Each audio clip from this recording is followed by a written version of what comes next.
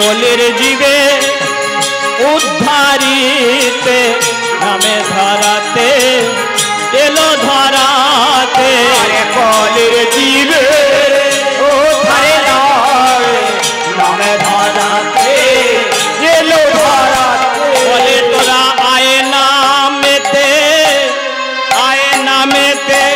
নামে ধরাতে এলো ধরাতে তোরা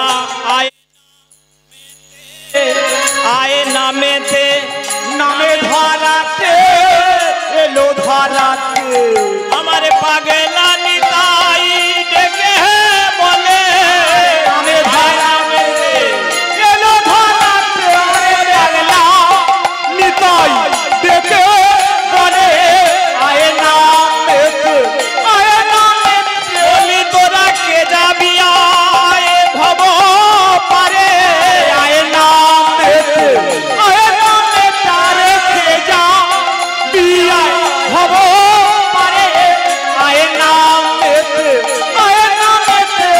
পাগলা নিতাই ডেকে বলে আয় নামেতে তোরা কে যাবি আয়ে ভব পারে আয় নামেতে রে গোনা দিন ফুরায়ে যাবে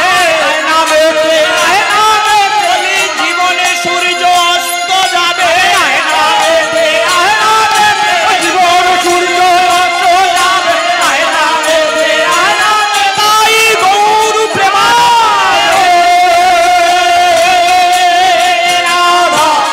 গোবিন্দ রাধে রাধা গোবিন্দ রাধে রাধে রাধে আয় নামেতে আয় নামেতে কলিযুগ পাবনাবতরী শ্রী শ্রী গৌর সুন্দর আমাদের মতো হতভাগ্যদের উদ্ধার করার জন্য শচীগর্ভ সিন্ধু হইতে আবির্ভূত হয়েছেন। আমার শাস্ত্র বলল কৃতে যধ্যায়তে বিষ্ণু ত্রেতায়ং যজতে মখৈ দাপরে পরিচর্যায়ং কলৌ তদ হরি সংকীর্তন। তাহলে সত্যযুগের জন্য ভগবান ধ্যান বরাদ্দ করেছিলেন, ত্রেতা যুগের জন্য যাগযজ্ঞ বরাদ্দ করেছিলেন, দাপরের মানুষের জন্য সেবা পূজা পরিচর্যা বরাদ্দ করা ছিল। কিন্তু আমরা হলাম কলির জীব, ক্ষণকাল মাত্র পরমায়ু নিয়ে পৃথিবীতে এসেছি। আমরা সত্যের মানুষের মতো ধ্যান করতে পারি না, ত্রেতার মানুষের মতো যাগযজ্ঞ করতে পারি না, দাপরের মানুষের মতো সেবা পূজা করতেও পারি না। তাহলে আমাদের উদ্ধার হবে কি করে? ব্রহ্মবৈবর্ত পুরাণ বলছে কলিযুগের প্রথম 10,000 বৎসর পর্যন্ত এই পূজা পার্বণগুলো চলছে এবং চলবে, তারপর এগুলো বন্ধ হয়ে যাবে। তো কলিযুগ শুরু হয়ে গেল, এই তো 5,000 বছর হয়ে গেছে, আর বড় জোর 5,000 বছর তারপর কি হবে? তাহলে আমাদের কলির জীবের উদ্ধারের উপায় কি? কলিযুগ পাবনাবতরী শ্রী শ্রী গৌর সুন্দর তিনি আমাদের ভাগ্যাকাশে উদয় হয়ে আমাদের জন্য সহজ সরল উপায় করে দিলেন। শাস্ত্র বলল অনর্পিত চরিন চিরাত, যা অন্য কোন যুগকে অর্পণ করা হয় নাই, যা সত্য পায়নি, ত্রেতা পায়নি, দাপর পায়নি, সেই অমূল্য সম্পদ যা ছিল গোলকে রাধারানীর ভান্ডারে লুকানো, সেই লুক্কায়িত সম্পদ আমার গৌর সুন্দর মাথায় করে বয়ে এনে আমাদের মতো হতভাগ্য জীবের দ্বারে দ্বারে যেচে যেচে সেধে সেধে দান করে দিয়ে গেল। আর কি বললেন?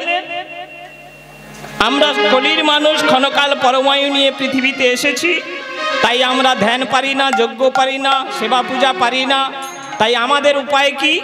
জাগে নয় যজ্ঞ নয়, মুখে বললে হার, জাগে নয় যজ্ঞ নয়, মুখে বললে ওরে জাগে নয় আর যজ্ঞ নয়, মুখে বললে হার, জাগে নয় যজ্ঞ নয়, মুখে বললে হার। জিহ্বার লসে কেন যাবে জমালয়, জিহ্বার লসে কেন যাবে জমালয়, জিহ্বার লসে কেন যাবে জমালয়, জিহ্বার লসে কেন যাবে জমালয়।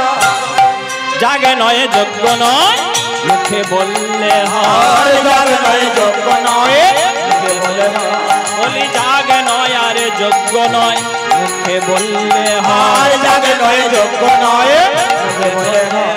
মানে যাগ যজ্ঞ সেবা পূজা ব্রত হোম কিছুই করার দরকার নেই, শুধু কটা কথা মুখে বলবে তাহলেই হয়ে যাবে। হ্যাঁ, কারণ আমরা জানি জীব নিত্য কৃষ্ণ দাস তাহা ভুলি গেল রে, নিকটস্থ মায়া তারে জাপটিয়া ধরে রে। পিশাচি পাইলে যেমন মতিচ্ছন্ন হয়, মতিচ্ছন্ন মায়াগ্রস্ত জীবের হয় সেই ভাবের উদয়। মায়াগ্রস্ত মায়াগ্রস্তের জীবের হয়, জীবের হয় সেই ভাবের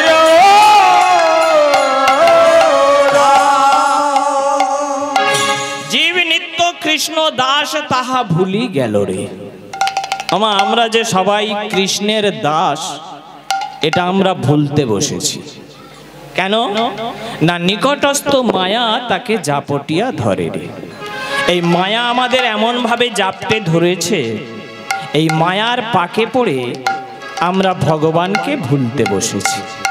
হ্যাঁ, আমরা সবাই যে কৃষ্ণের দাস এই মূল কথা, সার কথাটাই ভুলে গেছি। ঠিক আছে, ঠিক আছে। তো একটা কথা মাথায় রাখতে হবে মা, ও মা, এটা কলিযুগ, ক্ষণকাল পরমায়ু নিয়ে পৃথিবীতে এসেছি। কেন না, সত্যের মানুষ যেখানে 1 লক্ষ বৎসর বাঁচলো, ত্রেতার মানুষ যেখানে 10,000 বছর বাঁচলো, দাপরের মানুষ যেখানে 1000 বছর বাঁচলো, সেখানে আমাদের ভাগ্যে হিসাব মতো একটা করে শূন্য কমতে কমতে আমাদের ভাগ্যে এসে দাঁড়িয়েছে 100। কেউ বলেন 100, কেউ বলেন 120। সবাই আমরা একটু বেশি বাঁচতে চাই, তাই না? এই যে সামনে লোকসভা ভোট এসে গেল, নির্বাচন কমিশন হিসাব দিয়েছে সারা ভারতবর্ষে 100 বছরের বেশি বেঁচে আছে এমন মানুষের সংখ্যা কত জানেন? জানা আছে?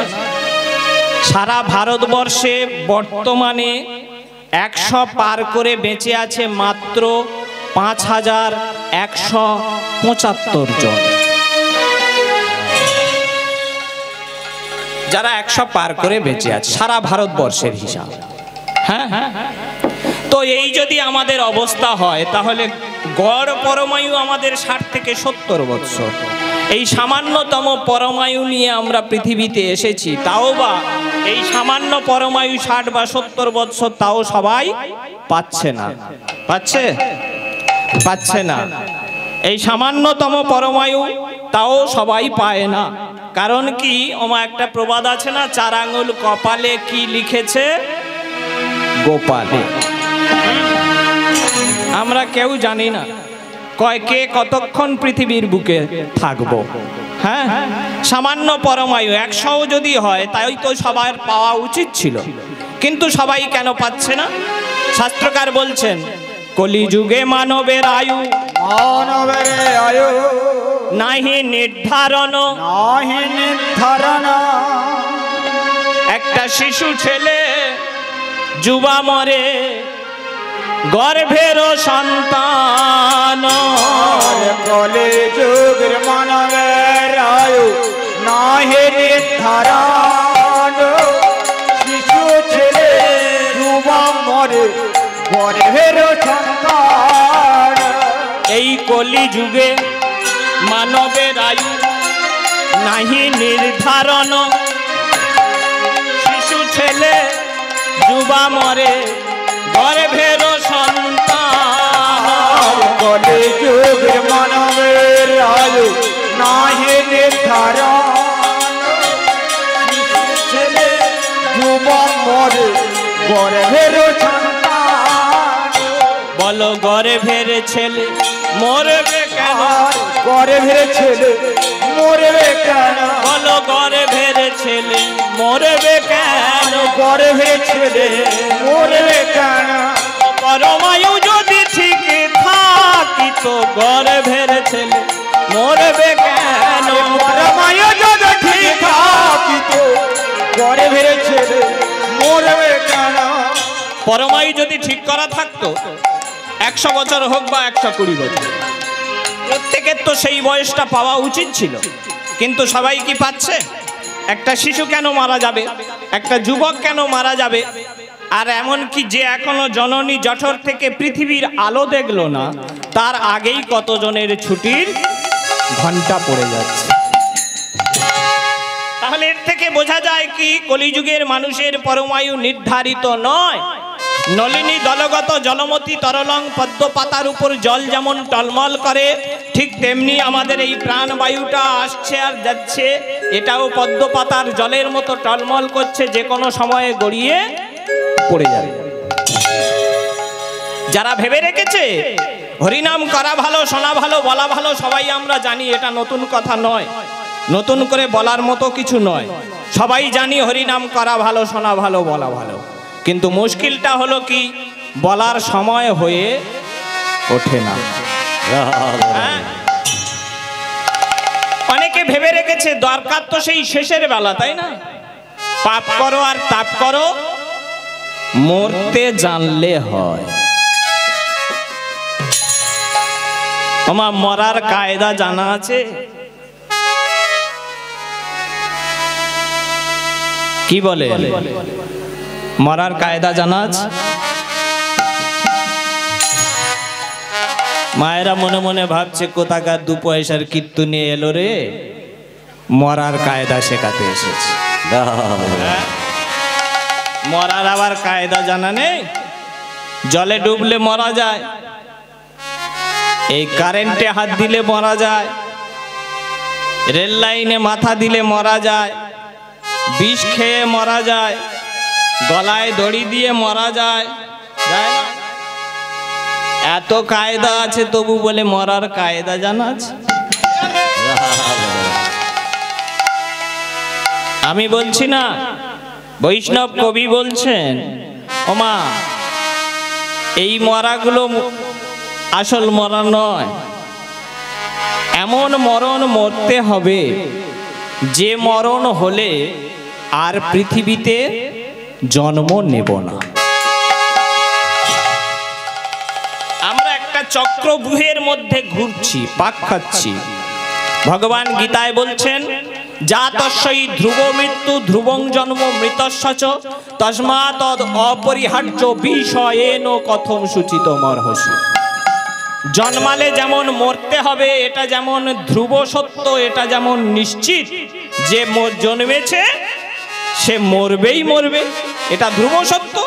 ঠিক তেমনি যে মরেছে সে আবার জন্মাবে, এটাও ধ্রুব সত্য। হ্যাঁ, ভগবান গীতায় বলছেন, জাতস্যই ধ্রুব মৃত্যু ধ্রুবং জন্ম মৃতস্য চ। যে জন্মেছে সে যেমন মরবে, ধ্রুব সত্য, আবার যে মরেছে সে আবার জন্মাবে, এটাও ধ্রুব সত্য। অপরিহার্য বিষয়, এটাকে পরিহার করা যায় না, এটাই হলো নিয়ম।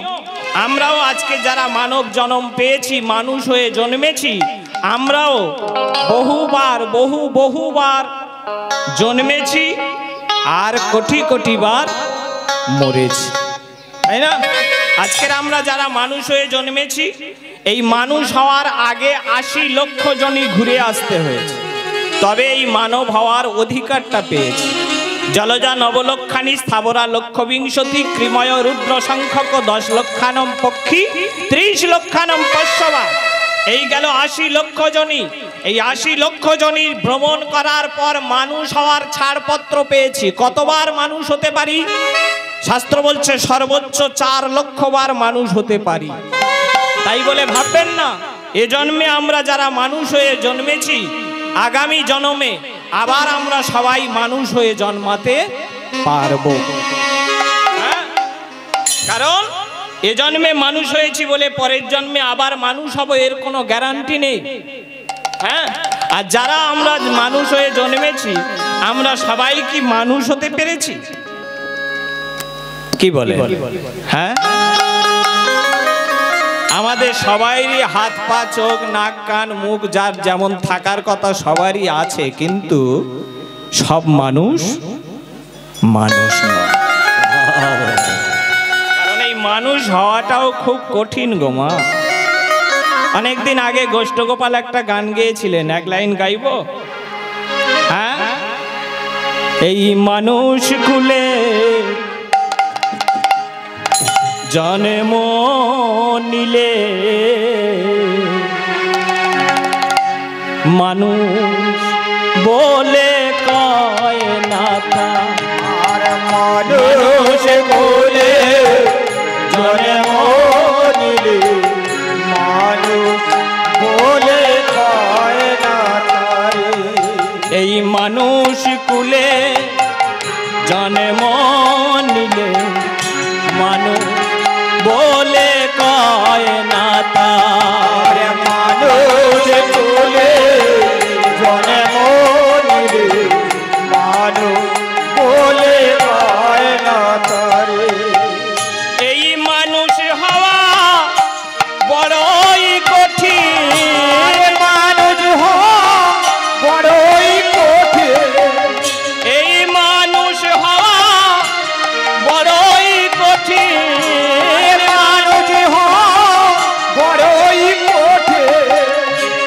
জানিস রে এই দুনিয়া মানুষ কুলে জন্ম নিলে মানুষ বলে কয় না তাই। মানুষ বলে জন্ম নিলে নিতাই গৌর প্রেমানন্দ হরি হরি হরি হরি বল।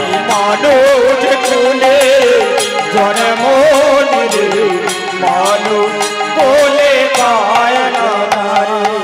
যদি না থাকে রে মা, যদি না থাকে রে তবে সে তো হয় না রে মানুষ। যদি না থাকে রে মা, যা থাকে রে তবে তো হয় না রে মানুষ।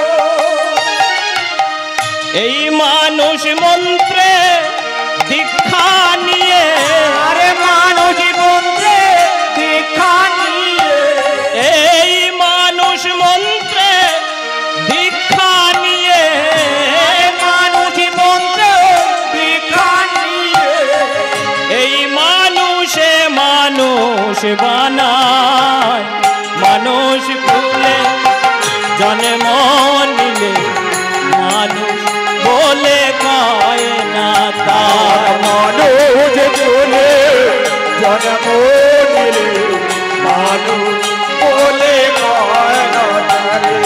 এই মানুষ কুলে জন্ম নিলে মানুষ বলে কয় না তাই। মানুষ বলে জন্ম নিলে মানুষ বলে কয় না তারে। তোমার মানুষ হয়ে জন্মেছি আমরা সবাই, কিন্তু মানুষ সত্যিকারের মানুষের মতো মানুষ হতে পেরেছি? হ্যাঁ, আকারে সবাই মানুষ হয়েছে। হ্যাঁ, একটা কুকুরের বাচ্চা যখন জন্মায় তাকে নূতন করে কুকুর হতে হয় না। একটা ছাগলের বাচ্চা যখন জন্মায় তাকে নূতন করে ছাগল হতে হয় না।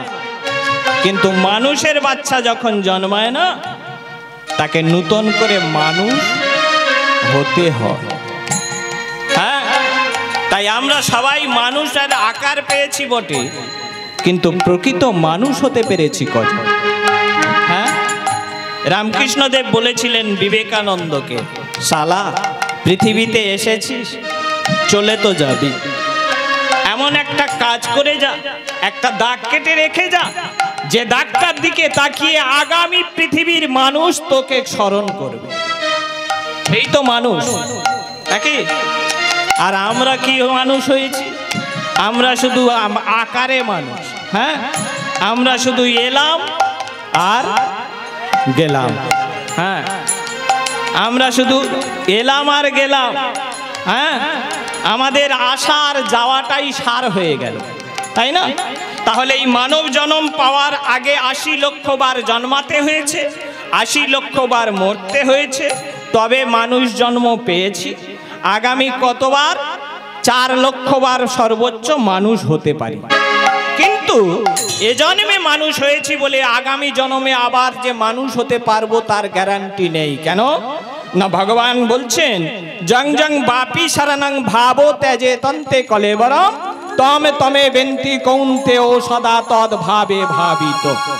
হে কুন্তি পুত্র অর্জুন, শুনে রাখো, জং জং বাপি শরণং ভাবো ত্যাজে তন্তে কলেবরম, অর্থাৎ কলেবর ত্যাগ করার সময়, এই দেহটা ছেড়ে চলে যাবার সময় যে চিন্তা, যে ভাবনা ভাবতে ভাবতে আমাদের মরণ হবে, অবশেষে আমাদের সেই কুলে ফিরে যেতে হবে। হ্যাঁ ওমা, মরার সময়টা খুব গুরুত্বপূর্ণ। ওই সময়ে যদি আপনি মনে করেন যে আপনার বাড়ির সেই টম আছে না, হ্যাঁ, যাকে সকালবেলায় গলায় শিকল বেঁধে পাড়ায় ঘুরতে বের হন, ওই টমের কথা ভাবতে ভাবতে যদি আপনার মরণ হয়, ভগবান বলল, এ জন্মে মানুষ হয়েছ বটে, কিন্তু আগামী জন্মে আর তোমাকে মানুষ করা যাবে না, কারণ তুমি টমের কথা ভাবতে ভাবতে মরণ হয়েছে তোমার, তাই টমের কুলে তোমায় ফিরে যেতে হবে। হ্যাঁ, যদি আপনি কোনো গাছের কথা ভাবতে ভাবতে আপনার মরণ হয়, তাহলে ভগবান বলল, এ জন্মে মানুষ হয়েছ বটে, কিন্তু আগামী জন্মে তোমাকে আর মানুষ করা যাবে না, কারণ তুমি গাছের কথা ভাবতে ভাবতে মৃত্যুবরণ করেছো, তাই আগামী জন্মে তোমাকে বৃক্ষকুলে ফিরে যেতে হবে। 20 লক্ষ বার বৃক্ষকুল কাটিয়ে আবার ফিরে আসতে হবে। তাই এ জন্মে মানুষ হয়েছি বলে পরের জন্মে মানুষ হব, এমন কথা বলা যাবে না। যারা ভেবে রেখেছে দরকারটা শেষের বেলা, কারণ পাপ করো আর তাপ করো, মরতে জানলে হয়। মরার কায়দাটা কি? একটু আগে অনেকগুলো কায়দার কথা বলেছি, তাই না? এই কায়দাগুলো মরলে কি হবে? মানুষ হয়ে ফেরা যাবে না। শাস্ত্র বলছে, যদি মৃত্যুর সময় আপনি মানুষের কথা ভাবতে ভাবতে আপনার মরণ হয়, তবে আপনি মানুষ হয়ে ফিরতে পারবেন পৃথিবীতে। একটাই মাত্র পথ, যদি মৃত্যুর সময় আপনি ভগবানের একটা বিশেষ নাম আছে, সেই নামটা স্মরণ করতে পারেন, তাহলে আর তোমাকে এই পৃথিবীতে জন্মাতে হবে না, আর তোমাকে মরতেও হবে না। হ্যাঁ, সেটাই জেনে নেওয়া হলো মরার কায়দা। তাহলে সেই নামটা কি? কোন নাম? ভগবানের নামের তো অভাব নেই, আছে 108 খানা নাম চটি বইতে, গীতা নাকি কৃষ্ণের অষ্টোত্তর শত নাম, 108 খানা নাম একসঙ্গে পাওয়া যায়। এছাড়াও অনন্ত কোটি ব্রহ্মাণ্ড আছে, অনন্ত কোটি ব্রহ্মাণ্ডের অনন্ত কোটি নাম আছে ভগবানের। এক এক ভক্ত তাকে এক এক রকম নাম দিয়েছে না? তো এত এত নামের মধ্যে কোন নামটা বললে, যে নাম স্মরণ করতে করতে যদি মরণ হয়, তাহলে আর আমাদের মাটির পৃথিবীতে জন্মাতে হবে না, আর মরতে হবে না। আমরা যারা যারা এই পৃথিবীতে জন্মেছি, ওমা বুকে হাত রেখে বলুন তো, আপনি ভালো আছেন? ভালো আছেন? হ্যাঁ হ্যাঁ, খুব ভালো শাড়ি পরেছো, দামি গয়না পরেছো, হ্যাঁ, পার্লারে গিয়ে মেকআপ করেছো, দেখে তো খুব ভালো মনে হয়, তাই না? ভালো আছো, সুখে আছো, শান্তিতে আছো না? এই যে দেখে মনে হয় খুব ভালো আছে, সুখে আছে, শান্তিতে আছে, কিন্তু একবার খোঁচা দিয়ে দেখুন, জীবনের কথা বলতে বলুন একবার। যদি বলতে শুরু করেন না, এক একটা গোটা রামায়ণ মহাভারত হয়ে যাবে।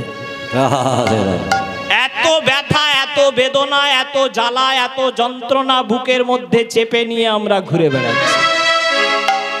কেউ যদি আমায় জিজ্ঞাসা করে দীপু কেমন আছো, আমি বলবো ভালো আছি, নাকি? আমি যদি আপনার জিজ্ঞাসা করি কেমন আছেন দাদা, আপনি বলবেন ভালো আছি। কিন্তু সত্যিকারে বুকে হাত রেখে বলুন আমরা ভালো আছি?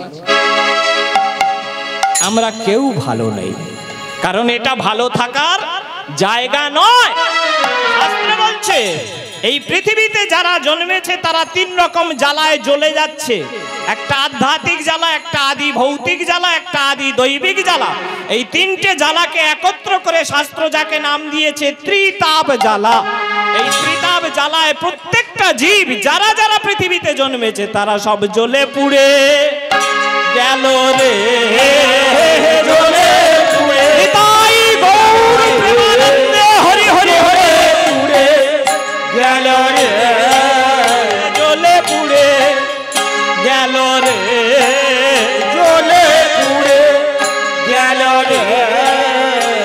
ত্রিতাপে জ্বালা জ্বলে জ্বলে জ্বলে পুড়ে গেল রে, ত্রিতাপে জ্বালা জ্বলে জ্বলে জ্বলে পুড়ে গেল রে। সব ত্রিতাপ জ্বালায় জ্বলে যাচ্ছি, ভিতরে ভিতরে জ্বলে পুড়ে খাক হয়ে যাচ্ছি। বনে যদি আগুন লাগে দূর থেকে দেখা যায়, দাবানল জ্বলছে না।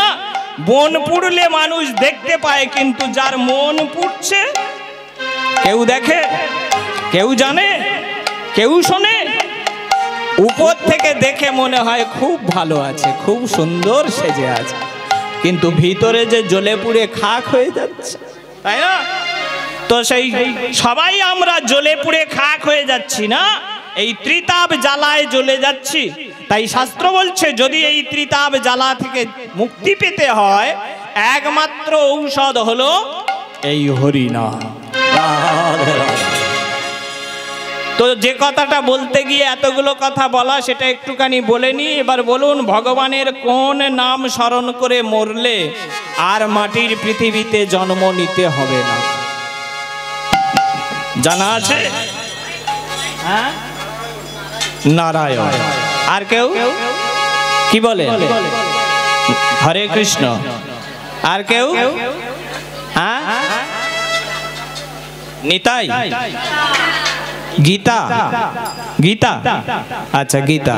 আর কেউ কি বলে? কি নাম? শ্রীহরি। ভালো। আর কি নাম? ভগবানের নামে অনেক অনেক নাম আছে। তো আপনার কোনটা মনে হয় যে এই নামটা বলে মরতে পারলে আর মাটির পৃথিবীতে জন্ম নেব না? হ্যাঁ, কোন নাম সেটা? ওই শ্রীহরি, গীতা, হরে কৃষ্ণ, নিতাই, নাকি আর কেউ কিছু বলেছে? একজন নারায়ণ বলেছে না? হ্যাঁ, তো এতগুলো নাম, এর মধ্যে কোন নামটা বললে আর জন্মাতে হবে না, মরতে হবে না? তাহলে জেনে নিন মা, এই যে আপনি 4 ঘন্টা এখানে হরিনাম শুনবেন, যদি 4টে কথা শিখতে পারেন, এই 4টে কথা যদি জীবনে কাজে লাগাতে পারেন, তবে হরিনাম শোনা সার্থক হবে। হ্যাঁ, না হলে এখানে এসে বসেছি আর কপালে একটা করে ফোঁটা মেরে দিয়েছে, আপনি বড় ভক্ত হয়ে গেছেন, সব শেখা হয়ে গেছে, জানা হয়ে গেছে, ওটা না, তাই না? তাহলে 4টে কথা যদি শিখতে পারেন সেটা, তবে হরিনাম শোনা সার্থক হবে। কারণ এই হরিনাম তো নাম নয়, এই নামে নামে নয় অন্য নামে আছে, এই নামে নামে নয় অন্য নামে আছে, এই নামে নিয়ে যাবে সেই নামের কাছে, এই নামে নিয়ে যাবে সেই নামের কাছে, হ্যাঁ, এই নামে নিয়ে যাবে সেই নামের কাছে, এই নামে নিয়ে যাবে সেই নামের কাছে। এই নামে নামে নয় অন্য নামে আছে, এই নামে নামে নয় অন্য নামে আছে। তাহলে এই নাম নাম নয়। এ তো নায়ক বাবুরা পয়সা দিয়ে বায়না করে এনেছে বলে তাই এখানে হরিনাম করতে এসেছি, নাকি? শুধু ঘড়ির দিকে চেয়ে আছি, টাইমিংটা পার হয়ে গেলেই দাও হরি বল, দে টাকা বাবা ঘরে। এই হরিনাম হরিনাম না, অন্য নাম আছে। এই নাম শুনতে শুনতে তবে সেই নামের কাছে যাওয়া যাবে। হ্যাঁ, তাই বলি মা, জেনে রাখুন শাস্ত্রে 16টা নাম বরাদ্দ করা আছে 16টা কাজের জন্য। ঔষধে চিন্তয়েদ বিষ্ণু ভোজনে চ জনার্দনম, শয়ন পদ্মনাভঞ্চ, বিবাহে চ প্রজাপতিম, যুদ্ধে চক্রধরং দেবং, প্রবাসে চ ত্রিবিক্রমম, নারায়ণং তনু ত্যাগে, শ্রীধরায় প্রিয় সঙ্গমে, দুঃস্বপ্নে সরগোবিন্দম, সংকটে মধুসূদনম, কাননে নরসিংহঞ্চ, পাবকে জলসায়িনম, জল মধ্যে বরাহঞ্চ, পর্বতে রঘুনন্দন, গমনে বামনঞ্চৈব, সর্বকার্যেষু মাধব। সর্ব সর্ব কাজে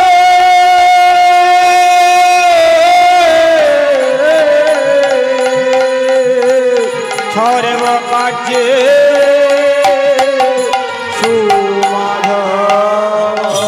তাহলে এই 16টা নামের মধ্যে একটা নামে বলা হয়েছে নারায়ণং তনু ত্যাগে। তনু ত্যাগ করার সময়, এই দেহ ছেড়ে চলে যাওয়ার সময় যদি শুধুমাত্র নারায়ণের নাম বলতে পারি, তাহলে আর পৃথিবীতে জন্মাতে হবে না, আর পৃথিবীতে এসে এই জ্বালায় জ্বলে পুড়ে মরতেও হবে না। হ্যাঁ, এটা বানিয়ে বলছি না, ভাগবতে প্রমাণ আছে। আপনারা জানেন অজামিল ব্রাহ্মণ, সে ব্রাহ্মণের ছেলে হয়ে একটা চণ্ডালের মেয়েকে বিয়ে করলো, তার গর্ভে 10টা সন্তানের জন্ম হলো। এই 10টা ছেলেকে নিয়ে ডাকাতের দল তৈরি করলো, চুরি ডাকাতি ছিনতাই রাহাজানি কোনোটাই বাদ যায়নি তার। অবশেষে মৃত্যুর সময় সেই অজামিল সে বুদ্ধি করে ছোট ছেলেটার নাম রেখেছিল নারায়ণ, তাই তার নাম ধরে ডেকেছিল। আর মন্দিরে বসে থাকা ভগবান মনে মনে ভাবলো কত বড় ভক্ত আমার, ভাবো যে কিনা মরার সময় নারায়ণ বলেছে। যাও বিষ্ণুদূত ওকে নিয়ে এসো, ওকে বৈকুণ্ঠে নিয়ে এসো। সারা জীবন রাশি রাশি পাপ করলো, যার জমালয়ে যাওয়ার কথা, বিচার হবার কথা, তাই না?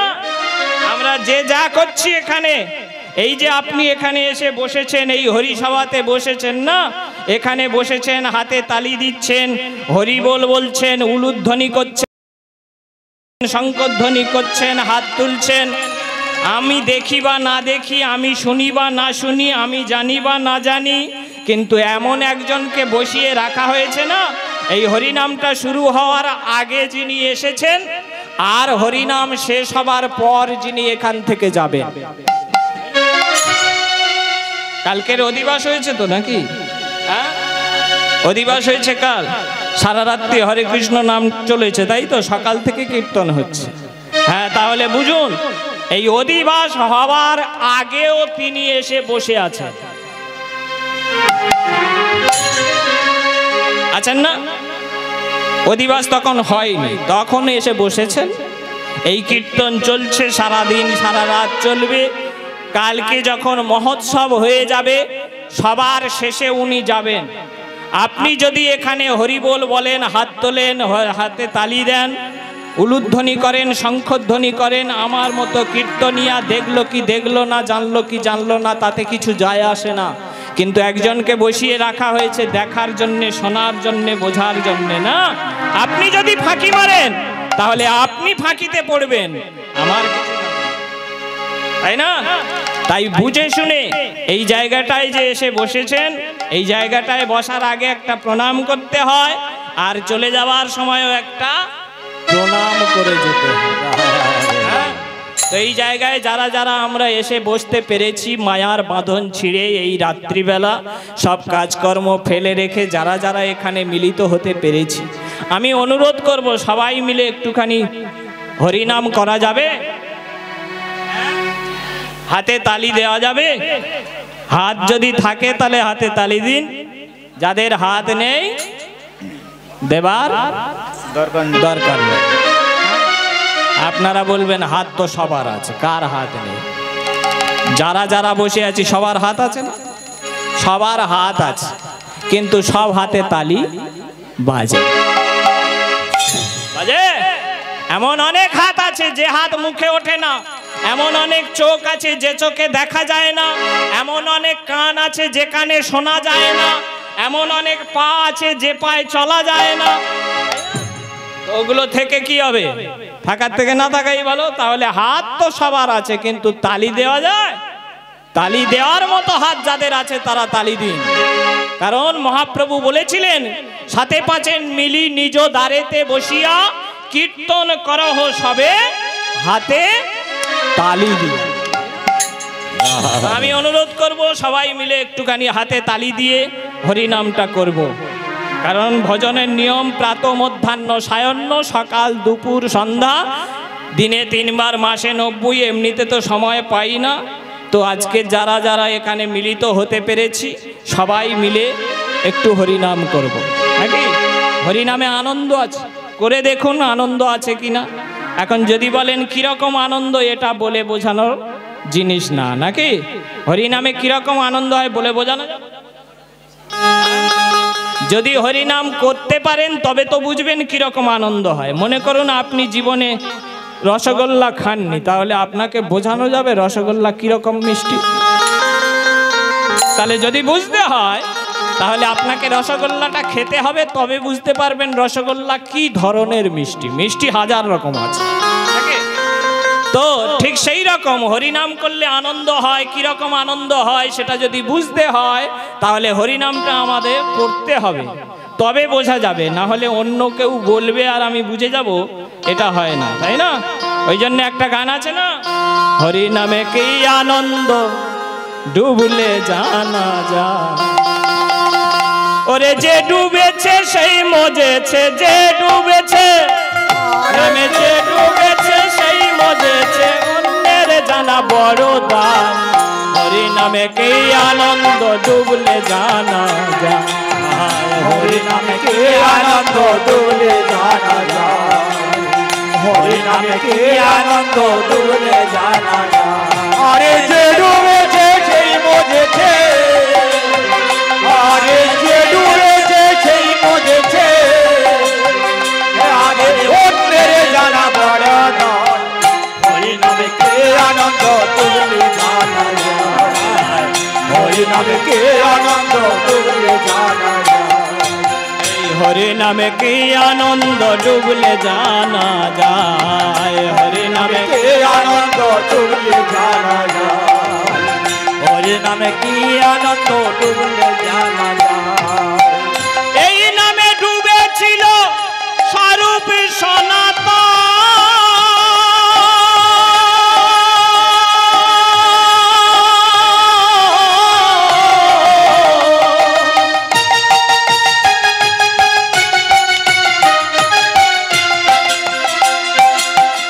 অন্যভাবে ডুবেছিল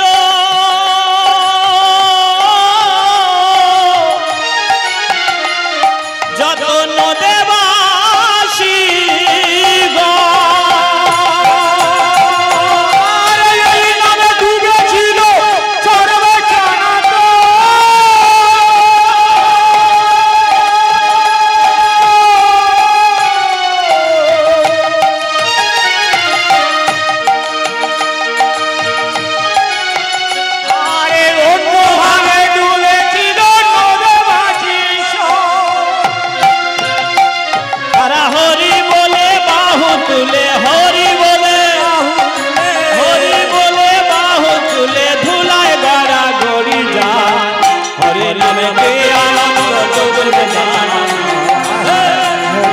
কে আনন্দ ডুবলে জানা যায়, হরিনামে কে আনন্দ ডুবলে জানা যায়।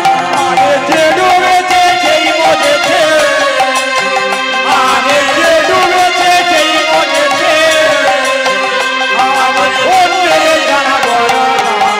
হরিনামে কে আনন্দ ডুবলে জানা যায়, হরিনামে কে আনন্দ ডুবলে জানা যায়, হরিনামে কে আনন্দ ডুবলে জানা যায়। এই নামে ডুবেছিল জগাইয়ার মাথা,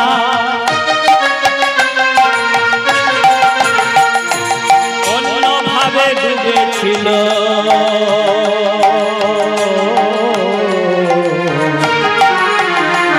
যত নদেবাসী ভাই। এই নামে ডুবেছিল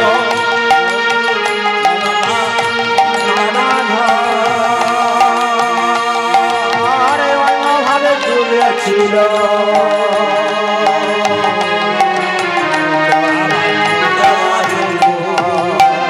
এই নামে ডুবেছিল গৌরার নিতা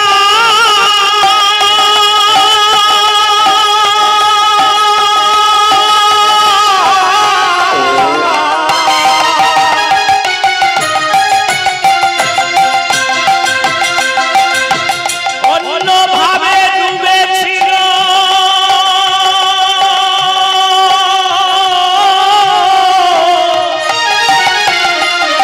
যত নদেবাসী ভাই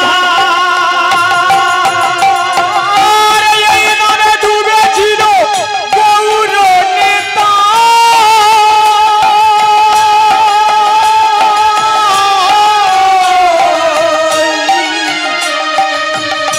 আরে ডুবেছিল নদে পাখি তারা হরি বলে বাহু তুলে হরি বলে হরি বলে বাহু তুলে হরি বলে বাহু তুলে ধুলায় গড়া গড়ি যায় হরে নামে কে আনন্দ তুলে জানা যায় হরি নামে কে আনন্দ তুলে জানা যায় হরি নামে কে আনন্দ তুলে জানা যায় নামে যে ডুবেছে সেই জেনেছে আরে যে ডুবেছে সেই মরেছে আরে অন্যের জানা বড় দাম হরে নামে কে আনন্দ হরি নামে কে আনন্দ তুলে জানা হরি নামে কি আনন্দ ডুবলে জানা নিতাই গৌর প্রেমানন্দে হরি হরি হরি তাহলে হরি নামে কেমন আনন্দ হয় সেটা যদি বুঝতে হয় সেটা যদি জানতে হয় তাহলে হরি নামটা করতে হবে তাই সবাই মিলে আমরা এবার একটু হরি নাম করে নেব কারণ কলিযুগে তারক ব্রহ্ম নাম হলো হরে কৃষ্ণ কৃষ্ণ কৃষ্ণ হরে হরে হরে রাম রাম রাম হরে হরে তাই না প্রতিটা যুগের জন্য একটা করে তারক ব্রহ্ম নাম ছিল সত্য যুগের নাম ছিল নারায়ণ পরা বেদা নারায়ণ পরাক্ষরা নারায়ণ পরা মুক্তি নারায়ণ পরাগতি সত্য চলে গেল এলো ত্রেতা যুগের নাম হলো রাম নারায়ণ অনন্ত মুকুন্দ মধুসূদন কৃষ্ণ কেশবে কংসারে হরে বৈকুণ্ঠ বামন ত্রেতা চলে গেল এলো দাপর আবার একটা নাম এলো হরে মুরারে মধুকৈটভ হরে গোপাল গোবিন্দ মুকুন্দ সৌরে যজ্ঞেশ নারায়ণ কৃষ্ণ বিষ্ণু নিরাশ্রয় মাং জগদীশ রক্ষ দাপরও চলে গেল এলো বর্তমান কলি আমাদের জন্য হরে কৃষ্ণ কৃষ্ণ কৃষ্ণ হরে হরে হরে রাম রাম রাম হরে হরে তাই সবাই মিলে আমরা এই হরি নামটা একবার করে নেব তাই না করা যাবে তো তাহলে সবাই একটু হাতে তালি দিন আস্তে আস্তে ওইভাবে তালি দিলে পায়রা ওড়ানোর মতো হবে নাকি ওইভাবে নয় তালে তালে তালি দিন তালটা দিক দিলে তালে তালে তালি দিন হরে কৃষ্ণ কৃষ্ণ কৃষ্ণ হরে হরে হরে রাম রাম রাম রাম হরে হরে হরে কৃষ্ণ কৃষ্ণ কৃষ্ণ হরে হরে হরে রাম রাম রাম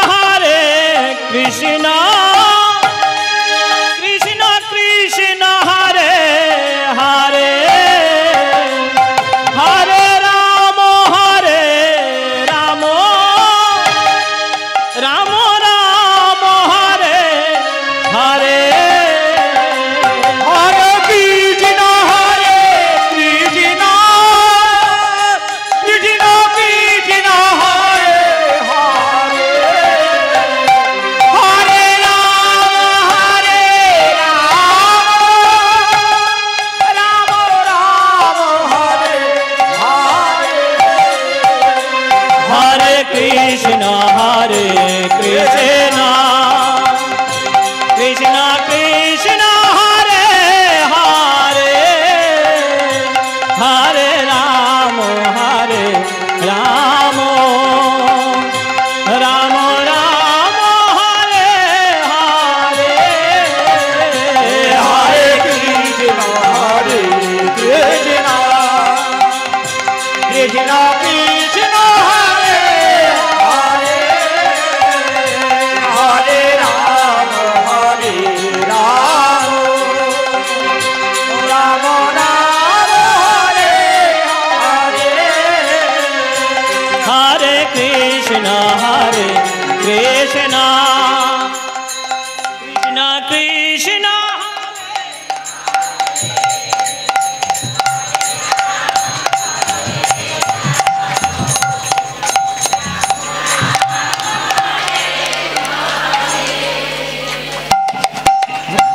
এতগুলো লোক হরি নাম করছে আর আওয়াজটা এই পর্যন্ত আসে না, হ্যাঁ হাঁকি মারছেন। আর এই লোকটা যত গন্ডগোলে এ এতক্ষণ থেকে থেকে লোক এই তালে হাতে তালি দিয়ে হরি নাম করবে, এ পুজোর জিনিস হ্যাঁ পুজোর জিনিস খাবে না, হরিনাম হাত তালিটা দেবে, হরিনামটা করবে, কোনটা করবে? হ্যাঁ এ আর দেওয়ার সময় পায়, হ্যাঁ তাই না? না দিচ্ছে দিক না, তা হরিনাম করার সময় হাতে তালি দেওয়ার সময় দিতে হবে। এটা 5 মিনিট আগে দিতে পারতো কিংবা 5 মিনিট পরে দিতে পারতো, হ্যাঁ হ্যাঁ তাই না? সবাই মিলে জোর করে হরে কৃষ্ণ কৃষ্ণ কৃষ্ণ হরে হরে হরে রাম রাম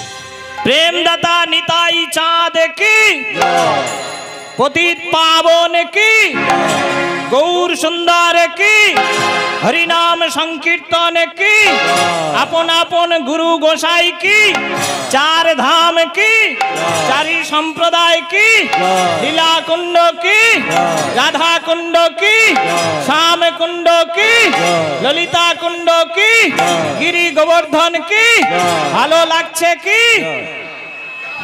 राधे राधे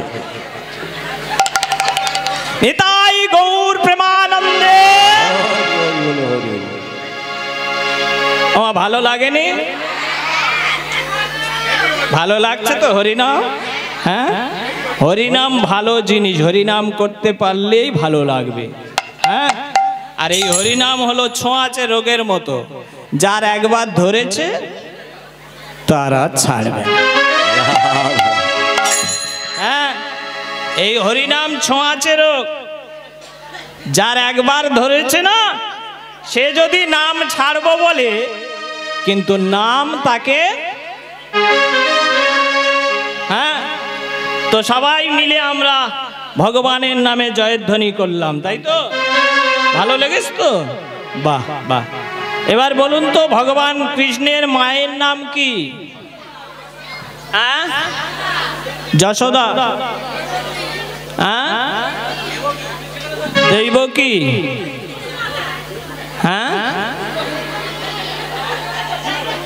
কি না, দেবকী আর যশোদা দুটো মা তো, দুটোই তো মা। একজন গর্ভে ধারণ করেছে কিন্তু বুকের সুধা খাওয়াতে পারেনি, আর একজন বুকের সুধা খাইয়েছে, তাকে বড় করেছে কিন্তু গর্ভে ধরতে। তাহলে দুটো মা। এই যে দুটো মা বলে ওই জন্যে গন্ডগোল হয়ে যায়, কোনটা বলবো, দেবকী বলবো না যশোদা বলবো? দুটো মা তো, গন্ডগোলটা ওইখানে। কিন্তু শাস্ত্র বলছে দেবকী গর্ভে ধরল ঠিকই, কিন্তু যে মা লালন পালন করেছে, যে মা গর্ভে ধরেনি কিন্তু লালন পালন করে বড় করেছে না, সেই মাই হলো আসল মা। শাস্ত্র স্বীকৃতি দিয়েছে। সেই যে প্রভাস যজ্ঞের সময় পরীক্ষা হয়েছিল না, যেখানে শতপুরু বসন 100 খানা কাপড় টাঙিয়ে দেয়া হয়েছিল, এক পারে কৃষ্ণ ছিল আর এক পারে দুটো মা ছিল। হ্যাঁ, তো যার এই স্তনদুগ্ধ এই 100টা বসন ভেদ করে কৃষ্ণের বদনে গিয়ে পড়বে, মুখে গিয়ে পড়বে, তাকেই শাস্ত্র মা বলে মেনে নেবে, তাই না? এই পরীক্ষাটা হয়েছিল তো প্রভাস যজ্ঞে গিয়ে। তো সেই সময় দেবকী বলল, আমি রাজার মা, এটা কে না জানে? আমি গর্ভে ধরেছিলাম, কারাগারে ছিলাম, আমি তার মা, সবাই জানে, তাই আমার স্তনদুগ্ধ ছেলের মুখে পড়বেই পড়বে। এই বলে তিনি স্তনদুগ্ধ চাপলেন। 100 খানা বসন ভেদ করা দূরের কথা, একটা বসনও ভেদ করে দুধ ওপারে গেল না। এরপরে এলো মাতা যশোমতী। তিনি ঈশ্বরের কাছে জানালেন, হে ঈশ্বর, আমি যদি আমার গোপালের বদনে আমার স্তনদুগ্ধ দিয়ে থাকি, তাহলে আজ এই ত্রিলোকের মানুষের সামনে, যেখানে স্বর্গের লোক মানে দেবগণ, মর্ত্যবাসী এবং নাগলোক, পাতালের লোকজন, সবাইয়ের সামনে এই পরীক্ষায় আমি যেন উত্তীর্ণ হই, তাই না? এই বলে মাতা যশোমতী যখন তার স্তনদুগ্ধ চাপতে শুরু করলেন, ওমা আপনারা তো মা, বলুন তো আপনার কোলের ছেলেটা, সব থেকে ছোট ছেলেটা, যদি 12 বছর বয়স হয়ে যায়, আপনার বুকে আর দুধ থাকে?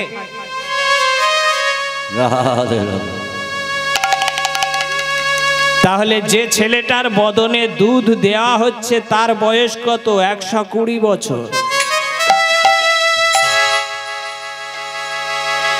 তাহলে 120 বছরের ছেলের মুখে স্তনদুগ্ধ দিচ্ছে দুটো মা, স্তনে দুধ থাকে? স্বাভাবিক নিয়মে কি বলে, থাকে? থাকে না, না। হ্যাঁ, এই জায়গায় ভগবান একটা কথা মনে রাখবেন, ভগবানের যদি কৃপা হয়, ঈশ্বরের যদি কৃপা হয় না, মুকং করতি বাচালং পঙ্গু লঙ্ঘয়তে গিরিম যৎকৃপা তমহং বন্দে পরমানন্দে। হে মাধব, হে মাধব, তোমার যদি কৃপা হয়, মুকং করতি বাচালং, মুখ মানে বোবা, যে কথা বলতে পারে না, যদি মাধবের কৃপা হয়, বোবা এত কথা বলতে পারে, লোকে তাকে বাচাল বলবে, বাচাল। মুকং করতি বাচালং পঙ্গু লঙ্ঘয়তে গিরিম, যদি আমার মাধবের কৃপা হয়, তাহলে পঙ্গু খোড়া সে পাহাড় ডিঙিয়ে যেতে পারে, যদি আমার মাধবের কৃপা হয়, তাই না? ঠিক তেমনি আজ 120 বছর ছেলেটার বয়স, তার মায়ের বুকে স্তনে দুধ থাকে? থাকার কথা নয় তো, অথচ 100 খানা বসন টাঙিয়ে দেওয়া হয়েছে, তার ওপারে কৃষ্ণ, আর এপারে দুটো মা, যার দুধ এই 100টা কাপড় ভেদ করে ওপারে গোপালের বদনে পড়বে, সেই হবে প্রকৃত মা। ওদিকে গোপাল বসে আছে, কৃষ্ণ বসে আছে হা করে, তার মুখে স্তনদুগ্ধ যাবে। দেবকী মা অহংকারে গর্বে মত্ত হয়ে এপারে গিয়ে স্তন চাপলেন। তার স্তনে দুধ এলো বটে, তবে সে দুধ একটা কাপড়ও ভেদ করতে পারল না। হ্যাঁ, এরপর মাতা যশোমতী যখন গিয়ে বসলো, চোখে তার জল, ঈশ্বরকে জানালো, আমি যদি গোপালের বদনে স্তনদুগ্ধ দিয়ে থাকি, তাহলে আজও আমার স্তনদুগ্ধ 100খানা বসন ভেদ করে গোপালের বদনে পড়বে। এই বলে তিনি যখন স্তনদুগ্ধ চাপলেন, সেই 100খানা কাপড় ভেদ করে গোপালের বদনে গিয়ে পড়ল। যেন যতই ঢালে ততই পড়ে, নিতাই গৌর প্রেমানন্দে হরি হরি হরি বলে। ততই পড়ে, যতই ঢালে ততই পড়ে, যতই ঢালে ততই পড়ে। সে মন্দাকিনী ধারার মতো, যত ঢালে তত পড়ে। মন্দাকিনী ধারার মতো, যতই ঢালে ততই পড়ে। মন্দাকিনীর ধারার মতো, যত ঢালে ততই পড়ে। মন্দাকিনীর ধারার মতো, যতই ঢালে ততই পড়ে। যতই ঢালে ততই পড়ে, যতই ঢালে ততই পড়ে। যতই ঢালে ততই পড়ে, যতই ঢালে ততই পড়ে। যত ঢালে তত পড়ে।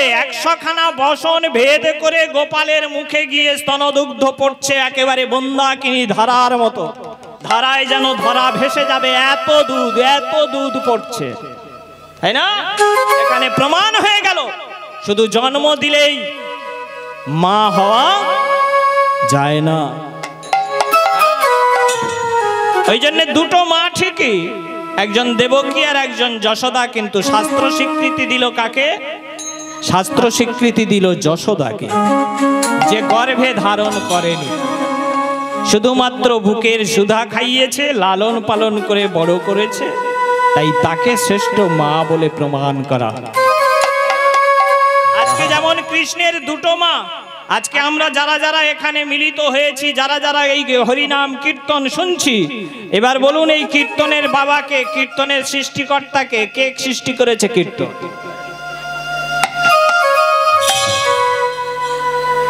কি বলে? কীর্তন তো শুনছি, কীর্তন সৃষ্টি করেছে কে? হ্যাঁ, কীর্তনের সৃষ্টিকর্তা কে?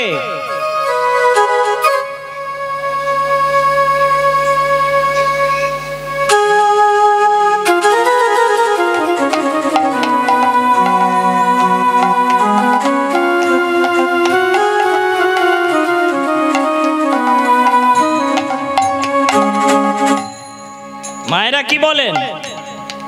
কীর্তনের বাবাকে। আগে বললাম কৃষ্ণের মাকে, তাই না? দুটো মা, তাহলে এবার বলুন কীর্তনের বাবাকে। কীর্তনকে সৃষ্টি করেছে?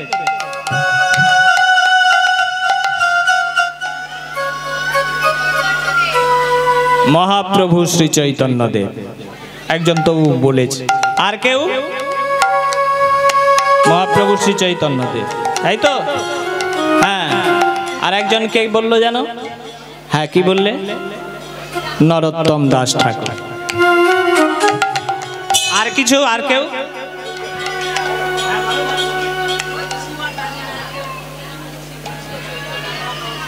শ্রীকৃষ্ণ চৈতন্য মহাপ্রভু। ঠিকই বলেছেন। এই কীর্তনের পিতা হলো আমার গৌর সুন্দর। হ্যাঁ, তিনি সৃষ্টি করেছেন এই কীর্তন, তাই কীর্তনের পিতা হলেন আমার গৌর সুন্দর। কিন্তু আরো একজন পিতা আছে, যেটা ওই ভাই বলেছে, তার নাম হলো নরোত্তম দাস ঠাকুর। হ্যাঁ, ওই যে কৃষ্ণের যেমন দুটো মা না, আমাদের কীর্তনের ওই রকম দুটো মা। একজন হলেন গৌর সুন্দর, আর একজন হলেন নরোত্তম দাস ঠাকুর। হ্যাঁ, আজকের এই যে দল এনে কীর্তন হচ্ছে, মহোৎসব হচ্ছে, হরিনাম হচ্ছে, এই দল দিয়ে কীর্তন এটা কিন্তু মহাপ্রভু সৃষ্টি করেননি। এই দল দিয়ে কীর্তন সৃষ্টি করেছেন যিনি, তার নাম হলো নরোত্তম দাস ঠাকুর। ইনি রাজার ছেলে, রাজ ঐশ্বর্য ছেড়ে দিয়ে মাত্র 7 বছর বয়সে বৃন্দাবনবাসী হয়েছিলেন। আজকে আমরা ছোট্ট করে তার জীবনীটা একটুখানি শুনবো। কেন শুনবো? কারণ আমরা যারা যারা এখানে মিলিত হয়েছি আমরা সবাই ভক্ত হতে চাই। হ্যাঁ, আমরা সবাই ভক্ত হতে চাই। আর ভক্ত হতে গেলে তোমাকে ভক্তের জীবনী শুনতে হবে, তাই না? তবে তো ভক্তির পথে আমরা আগাতে পারবো। ভক্তের প্রধান জিনিস হলো ভক্তি। আর এই ভক্তি তো বাজারে কিনতে পাওয়া যায় না। পাওয়া যায়? ভক্তি বাজারে কেনা যায়? আপনার টাকা থাকতে পারে কোটি কোটি টাকা, তাই বলে আপনি ভক্তি কিনে আনতে পারবেন? এত সহজ না। এই ভক্তি হলো ভক্তের সম্পদ। ভক্ত যদি কৃপা করে আপনাকে ভক্তি দান করে তবে আপনার ভক্তির জন্ম হবে। আর তা না হলে ভক্তি ভগবানও আপনাকে দিতে পারবে না। কারণ ভক্তিটা ভগবানের নেই, এটা ভক্তের সম্পদ। ওই জন্যে ভক্তের পদধূলি গায়ে মাগলে তবে ভক্তির জন্ম হয়, তাই না? এই যে হরিনাম হচ্ছে এখানে, এই হরিনাম শেষ হয়ে গেলে এখানে এই ধুলোটা মাখার জন্য হুড়োহুড়ি পড়ে যাবে নাকি? সব জায়গায় হয়, হয়তো। তো এই যে ধুলোটা মাখার জন্য এত হুড়োহুড়ি কেন? কারণ যখন ধুলোটের গান হয়, আপনারা শুনেছেন, জানেন, ওই গানে একটা কথা বলা আছে, ধুলা নয় ধুলি নয় গোপীর পদ রে, ধুলা নয় ধুলি নয় গোপীর পদ রে, ধুলা নয় ধুলি নয় গোপীর পদ রে। এই ধুলা মাখিয়াছিল নন্দের বেটা কানু, ধুলা মাখিয়াছিল নন্দের বেটা কানু। এই ধুলা মাখিয়াছিল নন্দের বেটা কানু, ধুলা মাখিয়াছিল নন্দের বেটা কানু। এ ধুলা নয় ধুলি নয় গোপীর পদ রে, ধুলা নয় ধুলি নয় গোপীর পদ রে, ধুলা নয় ধুলি নয় গোপীর পদ রে, ধুলা নয় ধুলি নয় গোপীর পদ রে। এই ধুলা কে মেখেছিল? নন্দের বেটা কানু, তাই না? এই কানু মেখেছিল এই ধুলা, সেই জন্য এই ধুলাটা আমরা সবাই মাখতে চাই। আচ্ছা এবার বলুন তো, কবে মেখেছিল ধুলা?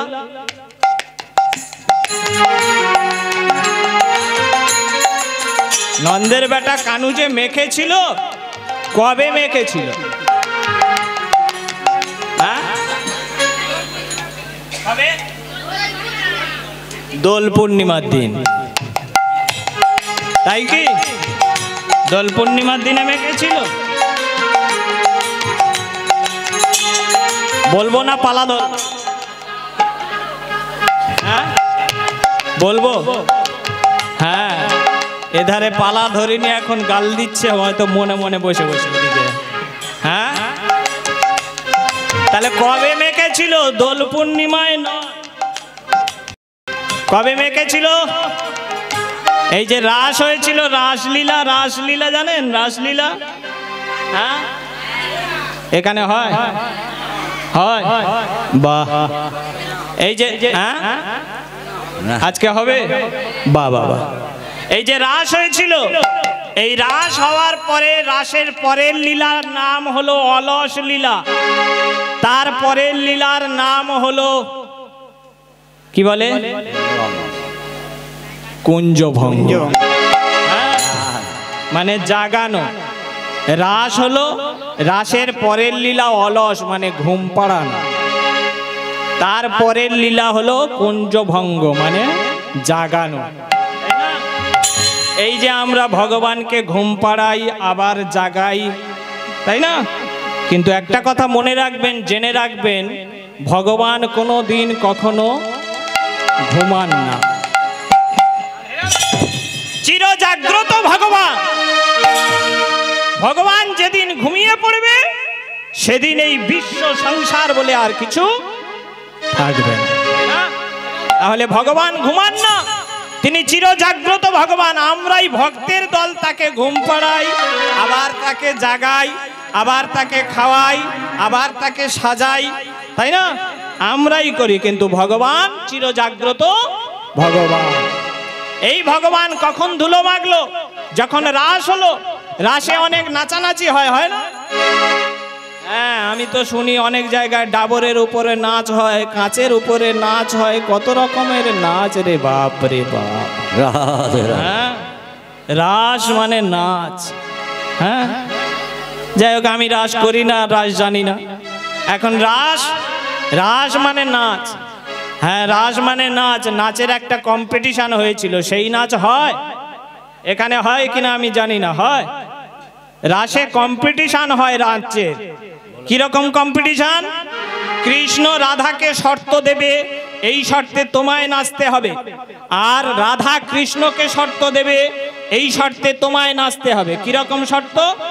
না নড়িবে ক্ষুদ্র ঘণ্টা নূপুরের কড়া, না নড়িবে ক্ষুদ্র ঘণ্টা নূপুরের কড়া, বলি না নড়িবে ক্ষুদ্র ঘণ্টা নূপুরের কড়াই, না নড়িবে ক্ষুদ্র ঘণ্টা নূপুরের কড়াই। আরে ধনু অঙ্কের মাঝে নাচ দেখিব বড়াই, ধনু অঙ্কের মাঝে নাচ দেখিব বড়াই, কেমন নাচ শিখেছ নাচ শিখেছো, মদনে ধনে নাচ শিখেছ, চাঁদ বদন হয়ে নাচ শিখেছো।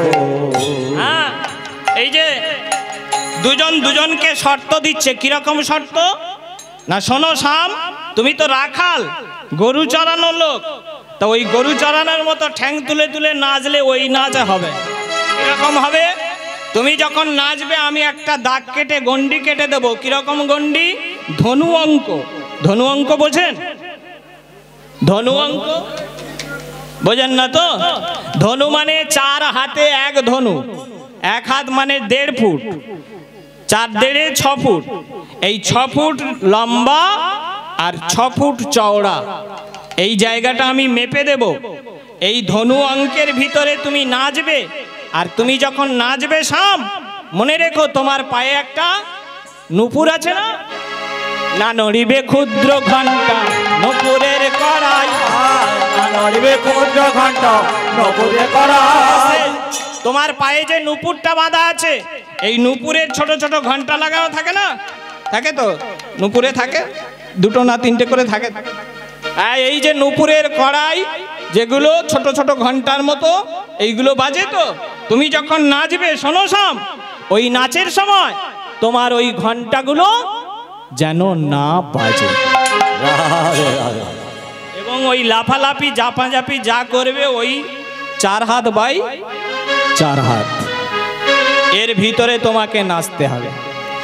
কৃষ্ণ বলল ঠিক আছে, তাহলে তুমিও শুনে রাখো রাধে, তুমি যখন নাচবে, না নড়িবে অঙ্গের ভূষণ, না নড়িবে চির, না নড়িবে অঙ্গের ভূষণ, না নড়িবে চির, বলি না নড়িবে অঙ্গের ভূষণ, না নড়িবে চির, না নড়িবে অঙ্গের ভূষণ, না নড়িবে চির।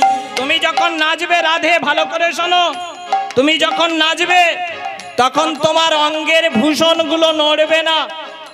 ভূষণ মানে অলংকার, তুমি যে গহনাগুলো পরে আছো না, ওই গহনাগুলো নড়বে না। আর কি? না নড়িবে চির, চির মানে এই কাপড় বসন।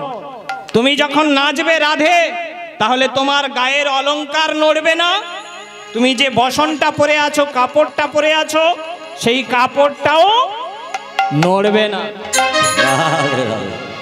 হ্যাঁ, এরকম নাচ নাচতে হবে, তবে তো কম্পিটিশন নাকি নাচে।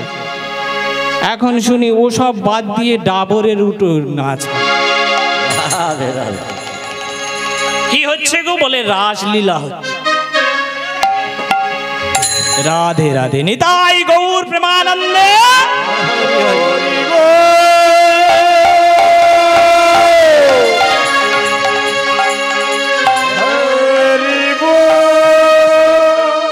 পক্ষ থেকে 50 টাকা আমাদের গায়ককে পুরস্কৃত করলেন। হরি বল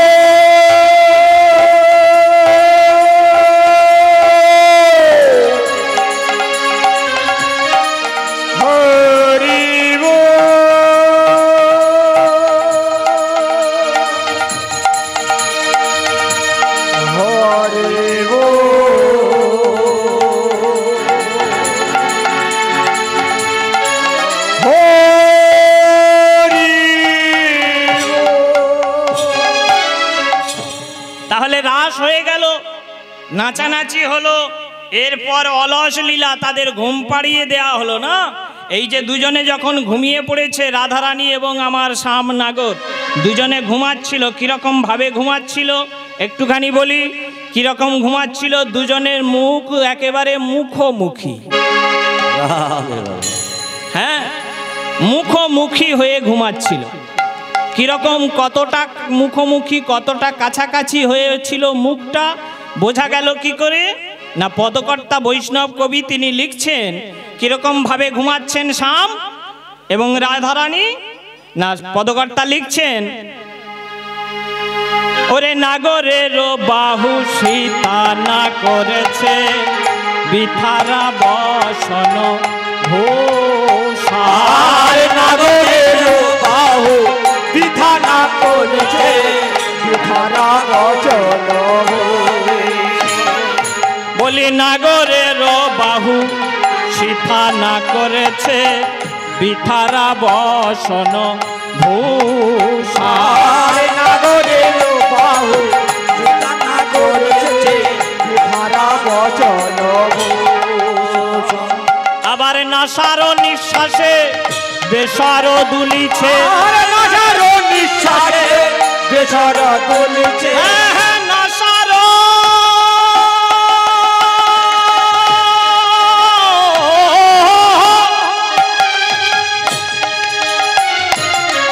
নাসার নিঃশ্বাসে বেসার দুলিছে। নাসার নিঃশ্বাসে বেসার দুলিছে। আরে হাসি খানি তাহে মেশা, হাসি খানি তাহে মেশা। নাসার নিঃশ্বাসে বেসার দুলিছে। নাসার নিঃশ্বাসে বেসার দুলিছে। হাসি খানি তাহে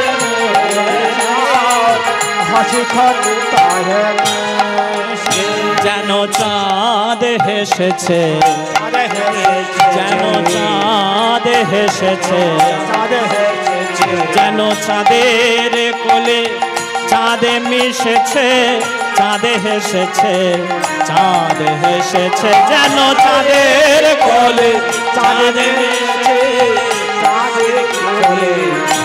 হেসেছে।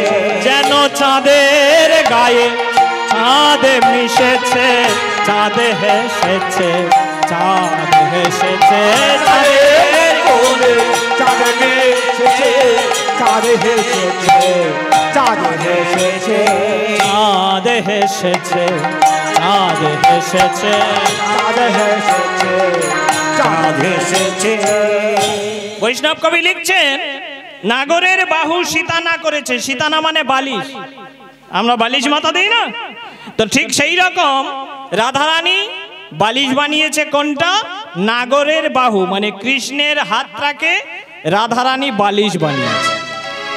হ্যাঁ, তাহলে একজনের হাতে যদি আমি বালিশ বানিয়ে মাথাটা হাতের উপরে রাখি, মুখটা একেবারে মুখোমুখি হয়ে যাবে। একদম মুখোমুখি। এই যে একদম মুখোমুখি হয়ে ঘুমিয়েছেন, নাসার নিঃশ্বাসে বেসর দুলিছে, মানে কৃষ্ণের যখন নিঃশ্বাস পড়ছে তখন এই কৃষ্ণের নিঃশ্বাসে রাধারানীর নাকে যে নোলকটা আছে না, এই রাধারানীর নাকের নোলকটা দোল খাচ্ছে। কখন? যখন কৃষ্ণের নিঃশ্বাস রাধার নাকে। তাহলে কতটা মুখোমুখি হয়ে ঘুমাচ্ছেন দুজনে। আর কি করেছেন? বিথারা বসন ভূষা, মানে বসন ভূষণগুলো কাপড় জামা ঠিক নেই। কি বলেন, ঘুমের সময় আমাদের কাপড় জামা সরে যায়, আবার সবার ঘুম সমান না। কি বলে, কেউ চিত হয়ে ঘুমাতে ভালোবাসেন, কেউ পাশ ফিরে ঘুমাতে ভালোবাসেন, কেউ এপাশ ফিরে ঘুমাতে ভালোবাসেন, আবার কেউ কেউ দেখবেন ওই একটা করে লম্বা মতো বালিশ থাকে, কি বলে ওটা, হ্যাঁ ওইটার উপরে এরকম পা তুলে দিয়ে ঘুমায়। মানে সবার ঘুম সমান। এখন রাধারানী যে ঘুমিয়েছে, ওদিকে কৃষ্ণ সেও তো ঘুমের ভান করে আছে, চিরজাগ্রত ভগবান, তার চোখে তো ঘুম নেই, ঘুমের ভান করে পড়ে আছেন। আর রাধারানী ঘুমিয়েছেন কিভাবে, ওই কৃষ্ণকে পাশ বালিশ ভেবে আর পাটা একদম বুকের উপরে তুলে দিয়েছে। বৈষ্ণব কবি বলছে, দেখেছো মেয়ের বুকের পাটা, যে কিনা গোবিন্দ অঙ্গে দিয়েছে পাটা। বুকের পাটা দেখো, স্বয়ং গোবিন্দের বুকের উপরে যে পা তুলে দিতে পারে, তার কতখানি সাহস। হ্যাঁ, দুজনে ঘুমিয়ে পড়েছে। এদিকে ভগবান মনে মনে ভাবলো, চিরকাল ভক্ত আমার পায়ে ধুলো নেওয়ার জন্য কাঁদে, পাগল হয় নাকি? আমরা সবাই ভগবানের পদধূলি পাওয়ার কামনা করি, বাসনা করি, কিন্তু ভগবান যদি আপনার সামনে এসে দাঁড়িয়ে বলে, তোর পায়ের ধুলো আমায় একটু দিয়ে আমি মাখবো, দেবেন আপনি? আমরা কেউ দেব? কেউ দিতে পারবো? এখন রাধারানী ঘুমিয়ে পড়েছে, পাটা তুলে দিয়েছে বুকের উপর। শ্যামনগর মনে মনে ভাবলো, এই সুযোগ, আজকেই ধুলাটা মাখতে হবে। ধুলা নয়, ধুলি নয়, গোপীর পদরেণু, এই ধুলা মাখিয়াছিল নন্দের বেটা কানু। কখন মাখলো? যখন ঘুমে অচেতন। অমনি রাধারানীর পায়ের ধুলোটা নিয়ে সারা গায়ে মাখতে লাগলো। এই মাখার ফলে কি হলো, ছেলেটার গায়ের রং কালো ছিল, তাই না? কালো ছেলেটা এই পায়ের ধুলোটা মাখার পর কালো রংটা বদলে গেল, হয়ে গেল তপ্ত কাঞ্চন গৌরাঙ্গ, একেবারে কাঁচা সোনা। মানে আগুনে পোড়ালে সোনার যেমন রং হয়, ঠিক তেমন রং হয়ে গেল ছেলেটার ওই ধুলাটা মেখে। হ্যাঁ, ওই জন্যে সেই রূপটা নিয়ে যখন নদিয়ার বুকে এলো, আমরা সবাই দেখলাম। কি দেখলাম? এসেছে ব্রজের বাঁকা কালো শাখা, দেখবি কোথায় তোদের এই সোনার নদিয়া। এসেছে ব্রজের বাঁকা কালো শাখা, দেখবি তোদের এই সোনার নদিয়া। এসেছে ব্রজের বাঁকা কালো শাখা, দেখবি সোনার নদিয়া। এসেছে ব্রজের বাঁকা কালো শাখা, দেখবি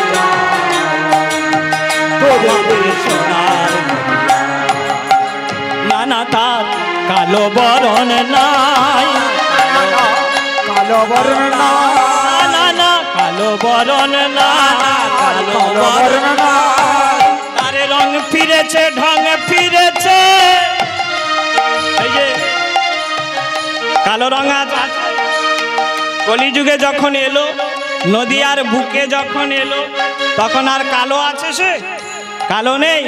না না, তার কালো বরণ নাই, আর কালো বরণ নাই, কালো বরণ নাই, কালো বরণ নাই। তার রং ফিরেছে, ঢং ফিরেছে, আঁকা এখন চেনা দায়। ফিরেছে, ঢং ফিরেছে, কালো এবার চেনা দায়। তার রং ফিরেছে, ঢং ফিরেছে, কালো রঙের চেনা দায়। রং ফিরেছে, ঢং ফিরেছে, কালো বরণ চেনা দায়। সে রাই অঙ্গে অঙ্গ দিয়ে গৌর হলো তাই, অঙ্গ দিয়া গৌর হলো তাই। হ্যাঁ, তার রং ফিরেছে, মানে আগের যে কালো রং ছিল এখন আর কালো নেই, এবার সে গৌর হয়েছে, গৌরাঙ্গ হয়েছে না, রাধারানীর গায়ের রং হয়েছে। আর কি হয়েছে? আগে লোকটা ছিল বাঁকা। আপনারা কোথাও কোনো মূর্তি কোনো ছবি কোথাও দেখেছেন এই বাঁকা লোকটার সোজা হতে? রাধে রাধে। কোনো জায়গায় দেখেছেন সোজা হয়ে দাঁড়িয়েছে? দাঁড়ায়নি। হ্যাঁ হ্যাঁ গো, লোকে কোনো অসুখে পড়ে দুর্ঘটনায় পড়ে সোজা লোক বাঁকা হয়ে যায় নাকি? কিন্তু যার জন্ম থেকে বাঁকা সে আর সোজা হবে কি করে? রাধে রাধে। তো ওটা তো জন্ম থেকে, ও বাঁকা আর সোজা হবে না। আগে বাঁকা ছিল, কিন্তু কলিতে যখন আমার গৌর সুন্দর হয়ে এলো তখন তার ঢংটাও পাল্টে গেছে, সেই বাঁকা আর নেই, এবার কিন্তু সে সোজা, তাই না? কলিতে যখন এসেছেন তখন সে আর বাঁকা নেই। আগে যেমন কালো ছিল এখন কালো নেই, আগে বাঁকা ছিল এখন বাঁকা নেই, তাই তার রং ফিরেছে, ঢং ফিরেছে, বাঁকা এখন চেনা যায়। রং ফিরেছে, হরি হরি বল। রং ফিরেছে, ঢং ফিরেছে, কালো রূপ চেনা যায়। রং ফিরেছে, ঢং ফিরেছে, কালো রূপ চেনা যায়। এসেছে ব্রজের বাঁকা কালো শাখা দেখবি আয়, তোদের এই সোনার নদিয়া। এসেছে ব্রজের বাঁকা কালো শাখা দেখবি আয়, আমাদের সোনার নদিয়া। ব্রজের বাঁকা কালো শাখা দেখবি আয়, তোদের এই সোনার নদিয়া। এসেছে ব্রজের বাঁকা কালো শাখা দেখবি আয়, তোদের এই সোনার নদিয়া। ও সে রাই অঙ্গে অঙ্গ দিয়ে গৌর হলো তার, রাই অঙ্গ দিয়ে গৌর হলো তার, অঙ্গ দিয়ে গৌর হলো তার। এসেছে ব্রজের বাঁকা কালো শাখা দেখবি আয়, আমাদের সোনার নদিয়া। এসেছে ব্রজের বাঁকা কালো শাখা দেখবি আয়, আমাদের সোনার নদিয়া। ওমা, তাহলে এই বাঁকা লোকটা যখন নদিয়ার বুকে এলো তখন আর বাঁকা নেই, সোজা। আগে কালো ছিল এখন আর কালো নেই, কারণ দুটো তনু একত্রিত হয়ে হয়েছেন আমার গৌর সুন্দর। ভিতরে রয়েছেন কৃষ্ণ আর বাইরে রয়েছেন রাধারানী। হ্যাঁ, ওই জন্যে রাধারানীর অঙ্গ কান্তিটা আমরা দেখি, তপ্ত কাঞ্চন গৌরাঙ্গ। তো যে কথাটা বলতে গিয়ে এতগুলো কথা, কি বলতে গিয়ে বলেছিলাম?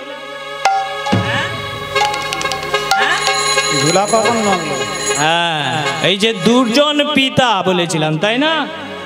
একজন হলেন আমার গৌর সুন্দর আর একজন হলেন আমার নরোত্তম দাস ঠাকুর। তো এই নরোত্তম কত বড় ভাগ্যবান, কত বড় ভক্ত হলে তবে এমন ঘটনা ঘটে যে জন্মাবার বহু বহু বছর আগে আমার মহাপ্রভু তার জন্য প্রেম রেখে গেছিলেন একজনের কাছে গচ্ছিত করে।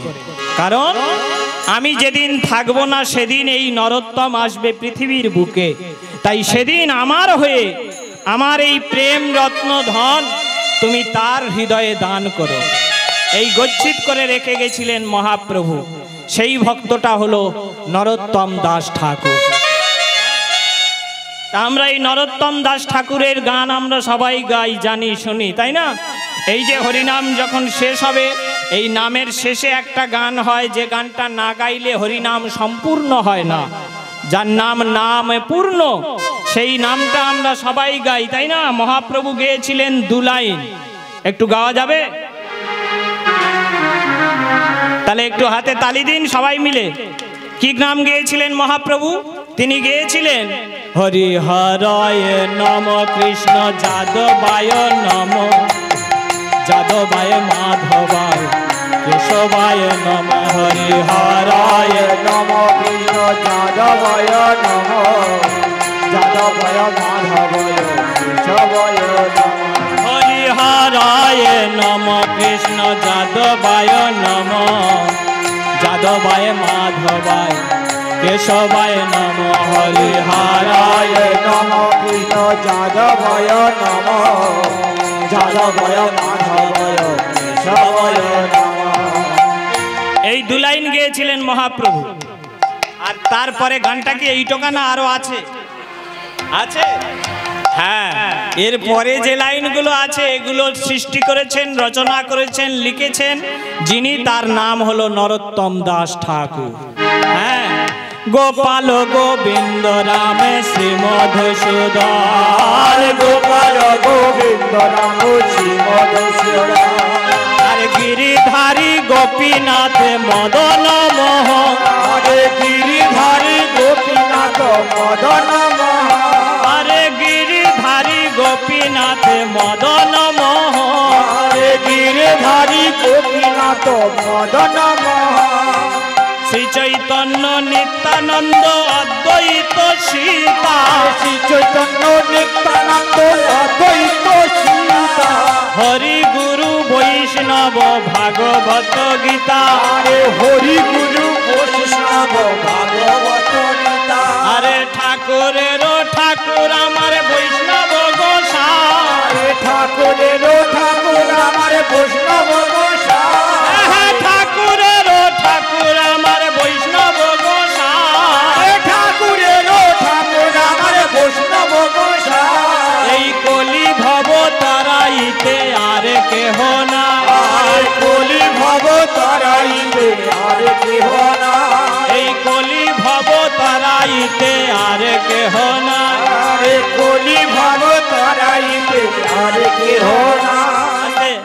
এই গানটা আরো আছে, আরো অনেকটা বড় নাকি, অতটা করার দরকার নেই, শুধু এটা বোঝার জন্যে যে মহাপ্রভু কতটুকু গেয়েছিলেন আর তারপরে নরোত্তম এসে কতটা যোগ করেছে। হ্যাঁ, তো সেই নরোত্তমের জীবনী আমরা শুনব। এই নরোত্তমের জন্ম কোথায়? আজকের যেটা বাংলাদেশ, আজকে যেটা বাংলাদেশ, আজ থেকে 500 বছর আগে তখন তো ভাগ হয়নি, মানে অবিভক্ত বাংলা, অবিভক্ত ভারতবর্ষ, তখন ভাগ হয়নি। আজকের বাংলাদেশের রাজশাহী জেলা, এই রাজশাহী জেলায় একজন রাজামশাই ছিলেন, একটু মন দিয়ে শুনবেন, নামগুলো আমি পরে কিন্তু ধরবো। এই রাজামশাই ছিলেন, রাজামশাইয়ের নাম হলো কৃষ্ণানন্দ দত্ত। কি বললাম? কৃষ্ণানন্দ দত্ত। আর এই রাজামশাইয়ের রানীমা যিনি ছিলেন তার নাম হলো নারায়ণী দেবী। এখন এই রাজা রানীর, তারা রাজা মানুষ মানে তাদের তো অভাব বলে কিছু আছে, থাকার কথা নয়, সবই তাদের রয়েছে, কিন্তু একটা জিনিসের অভাব ছিল। কিসের অভাব? ওমা সব আছে কিন্তু তাদের সন্তান ছিল না। শাস্ত্রে বলা আছে অবিদ্যাং জীবনং শূন্য দিশ শূন্য নো বান্ধব পুত্রহীনং গৃহম শূন্য সর্বশূন্য দরিদ্রতা। অবিদ্যাং জীবনং শূন্য, যার জীবনে বিদ্যা অর্জন হয় নাই তার জীবনটাই শূন্য, চোখ থাকতেও সে অন্ধ। হ্যাঁ, দিশ শূন্য নো বান্ধব, যার কোনো বন্ধু বান্ধব নেই তার 10 দিক শূন্য। আর কি পুত্রহীন গৃহম শূন্য, যার বাড়িতে ছেলে নেই মেয়ে নেই তার তো ঘরটাই শূন্য। আর যার এই তিনটির কোনোটাই নেই তারই হলো দারিদ্রের দশা। তাই রাজা রানীর সব আছে, নেই শুধু একটা সন্তান। প্রতিদিন তারা স্নান করে শুদ্ধ পবিত্র হয়ে গলবস্ত্র কৃতাঞ্জলি ফুটে তাদের আরাধ্য দেবতার চরণতলে বসে তাদের অন্তরের আকুতি জানায়। তোমার সন্তান আমরাও চেয়েছি, আমরাও সন্তান পেয়েছি, আমরাও বাবা মা হয়েছি। তবে শাস্ত্রে বলা আছে যার যেমন ভাব তার তেমন লাভ। হ্যাঁ, আমরা যেমন সন্তান চেয়েছি তেমন সন্তান পেয়েছি, তাই না? আমরা সন্তান কামনা করে পেয়েছি সন্তান, এরাও সন্তান কামনা করছে, এমন সন্তান আমরা পেয়েছি না। কদিন আগে পেপারে দেখছিলাম একটা ছেলে, সে নেশা করে,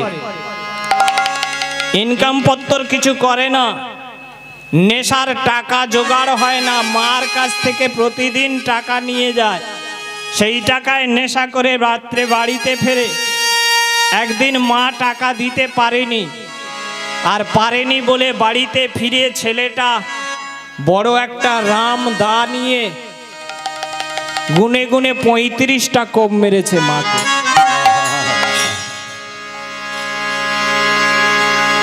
অপরাধ নেশার টাকা দিতে পারে। সেও মা, সেও সন্তান কামনা করেছিল, মন্দিরে মাথা কুটে সন্তান পেয়েছিল। আমরাও সন্তান কামনা করে সন্তান পেয়েছি, আমরাও বাবা মা হয়েছি। কিন্তু মুশকিলটা হলো চাওয়ার ভুল। আমরা ঠিক চাইতে পারিনি বলে ঠিক ঠিক সন্তান পাইনি। আজকের এই রাজা রানী চাইছে সন্তান, কিরকম ভাবে চাইছে? তাদের আরাধ্য দেবতার চরণ তলে বসে তারাও জানাচ্ছে তাদের অন্তরের আকুতি। কি বলে? একটি পুত্র আমার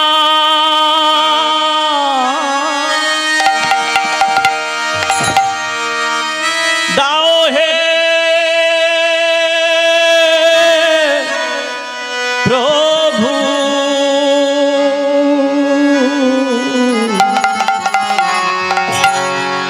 তোমার সেবার তরে কেটে পুত্র আমার দাও হে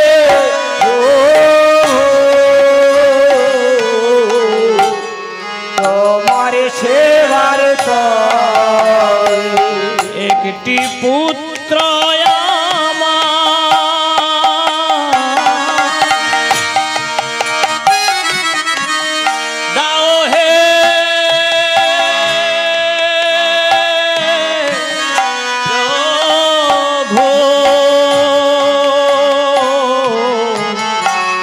তোমার সেবার তরে পুত্র আমার দাও হে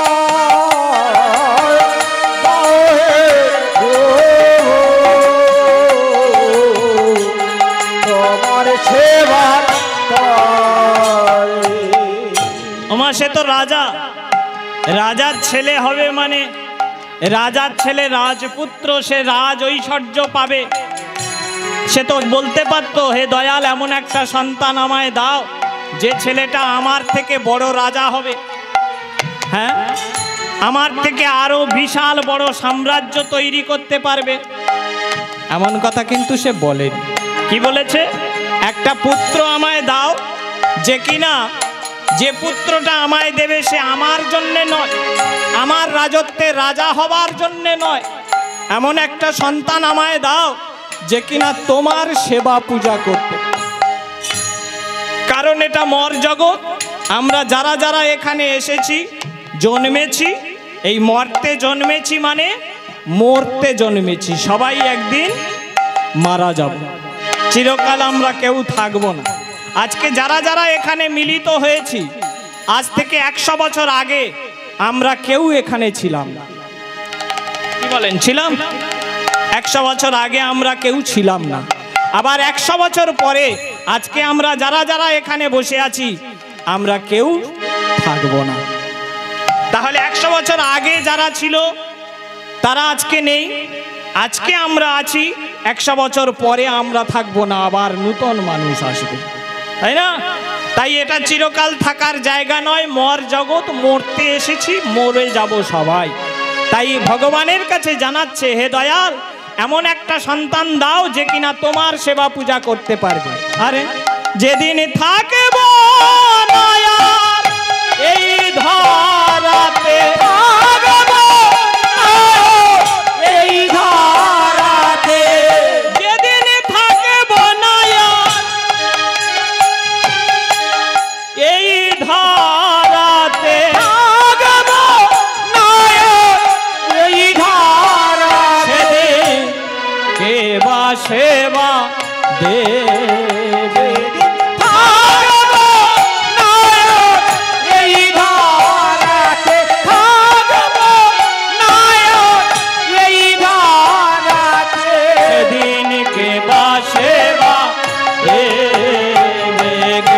পুত্র আমার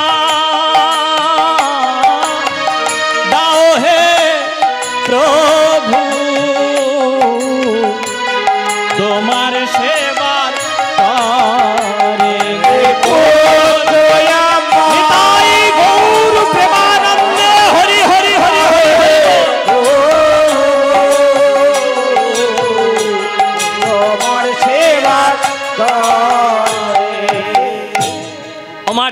যদি ডাকের মতো হয়, ডাক যদি ডাকের মতো হয়, সাড়া তাকে দিতে হবে। নাকি যদি ডাকটা আন্তরিক হয় তবে তো সাড়া দেবে, তা না হলে শুধু ডাকতে হয় তাই ডাকলাম, বলতে হয় বললাম, করতে হয় তাই করলাম, এই করলে ডাক একেবারে অন্তরের অন্তঃস্থল থেকে হওয়া উচিত, আন্তরিকতার সঙ্গে হওয়া উচিত, প্রেম সে হওয়া উচিত। ঠিক তেমনি এরা অন্তর থেকে ভগবানকে যখন জানালো, তাদের ডাক শুনে রজবীর্যে মিলিত হয়ে মাতা নারায়ণী দেবী হলেন গর্ভবতী। শুভ দিনে শুভক্ষণে আজ নারায়ণী দেবী একটা পুত্র সন্তানের জন্ম দিলেন। হ্যাঁ, এই যেই না পুত্র সন্তানের জন্ম দিলেন, বৈষ্ণব কবি লিখলেন, কি লিখলেন? নরোত্তমের জন্ম হলো কৃষ্ণানন্দের ঘরে, নরোত্তমের জন্ম হলো কৃষ্ণানন্দের ঘরে। একটু উলুধ্বনি, একটু